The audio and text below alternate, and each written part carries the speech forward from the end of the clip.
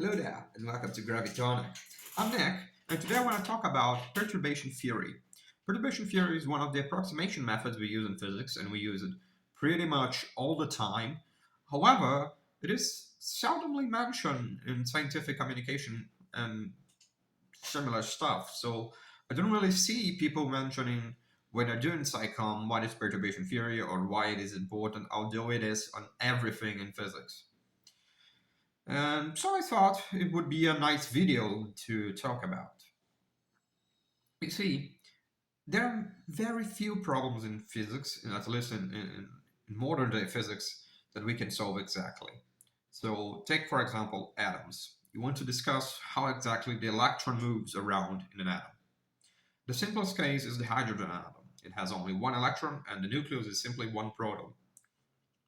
So you just need to consider that the electron is attracted by the proton and it's going to move around some way in some quantum way, which is hard to picture, but you can solve for it. So it's one of the things you learn in your first course in quantum mechanics. It is not particularly easy, but it's not that difficult. And you can solve it and express how exactly the electron behaves. The next step would then be, for example, for you to consider a helium atom.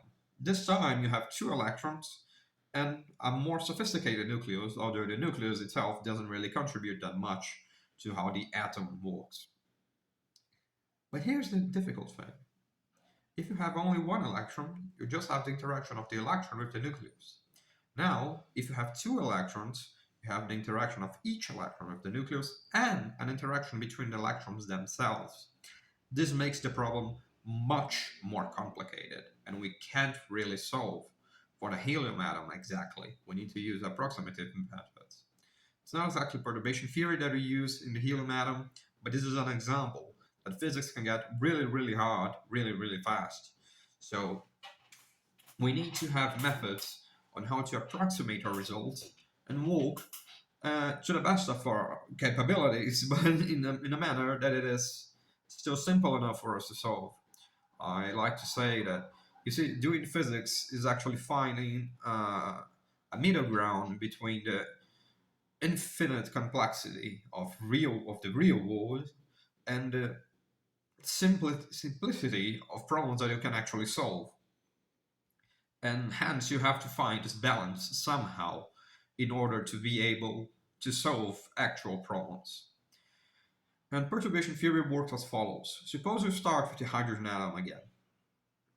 One of the things that we usually don't consider when solving for the hydrogen atom I'm going to say atom wrongly a lot of times, apparently. Well, you consider the hydrogen atom. When we are solving for it, we are at first ignoring relativistic corrections, and we are ignoring the fact that the electron has a spin, which means it can be up or down, essentially. It is a technical definition, but I'm going to leave it here right now. Maybe I do a video on spin later. That's an interesting topic. And you want to solve for it. So you want to solve considering some, at least, of the relativistic effects and some of the facts that the electron has a spin. So it means it interacts with its own orbit and very weird stuff like that. And the way we can do that is the following. We already know how to solve the hydrogen atom. The hydrogen atom. Yeah, I'm talking like Winston Churchill right now.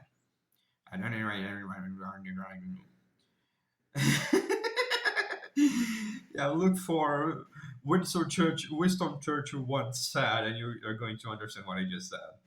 Anyway, at any rate, let me get back on track. So you already know how to solve the hydrogen atom. And you expect that these effects, these relativistic effects, these effects due to spin, are actually small compared to the effects that you actually consider in your main solution, which was the Coulomb interaction. As a consequence, the way you can solve these things is you start with your usual solution, with your known solution, and then you just correct it by adding new corrections, new terms that should contribute in smallly exists in a small manner to your full solution. So you're going to have to build up your full solution by adding small contributions of smaller terms from those things that are difficult to solve. So instead of trying to solve the full thing exactly, you start with a known solution and you add small corrections due to the new terms, due to the new physics that you want to consider in. This way, you will never have an exact solution. You're just going to get better and better approximations. However, this is not an issue, because as you might remember from my video on the randomization group, physics is an experimental science. So it doesn't matter if you have the exact solution, because sometimes that simply can't be measured by your experiment.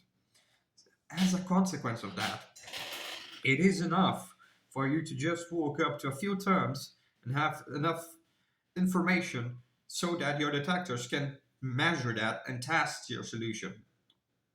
If your detectors can't measure new terms, there isn't really a point in computing them. So we just let them be. And that is one of the interesting consequences. You can actually do physics not exactly and still get very useful results. And we do that every day. So, for example, when you work with particle physics, essentially everything, I'm not going to say everything because I'm not a particle physicist, so take this with a grain of salt, but most calculations I've seen in particle physics actually are done perturbatively. So you actually just consider a free theory, a theory with no interactions at all, in which you assume the electrons do not interact with them with each other, there's no electromagnetic field, stuff like that. Particles are free, they do not interact with each other. And then you start adding corrections. Okay, what if the particles interact feebly with each other?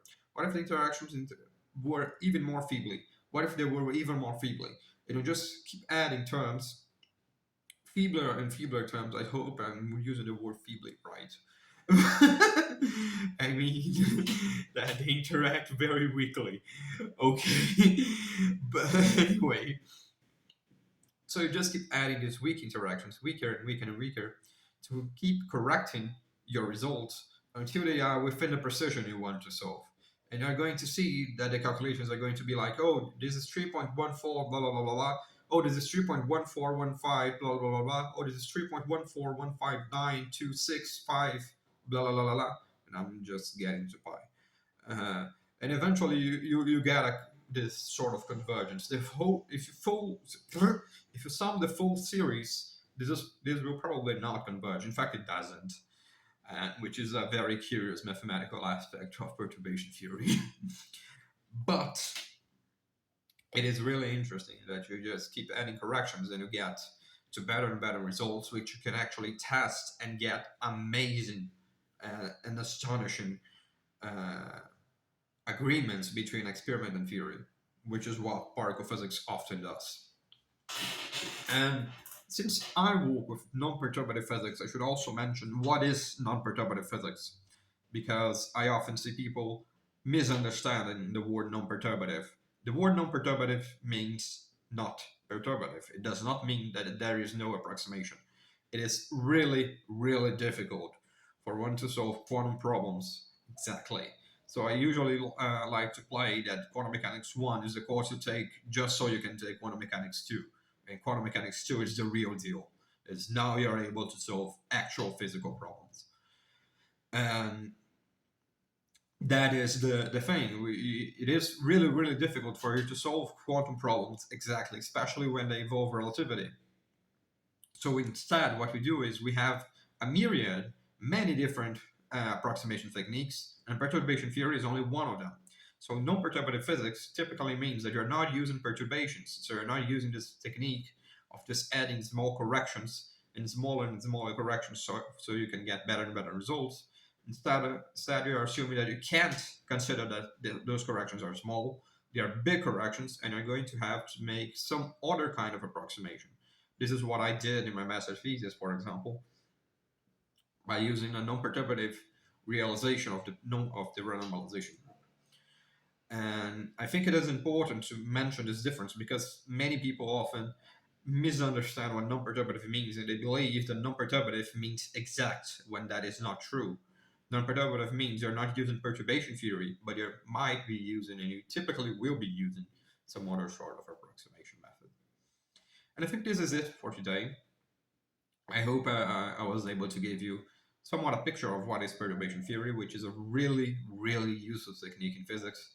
And I hope you enjoyed it. So thanks for watching and cheers.